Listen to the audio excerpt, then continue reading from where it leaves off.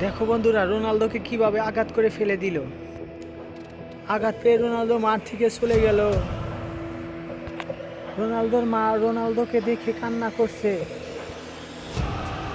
Ronaldo চিন্তায় পড়ে গেল এই ম্যাচটা কিভাবে জিতবে। একটা গোল হয়ে গেল, রোনালদো চিন্তায় পড়ে গেছে। তারপরে আর একটা গোল হলো। আঘাত পাওয়ার সত্ত্বেও রোনালদো আবার মাঠে নামলো। তারপর আর একটি গোল হলো। তারপর CR7 খেলা শুরু হলো। একের পর এক গোল করে বাজিমাত শুরু করলো। ওয়াও, অসাধারণ! শেষ পর্যন্ত গোল করে জয় এনে দিল।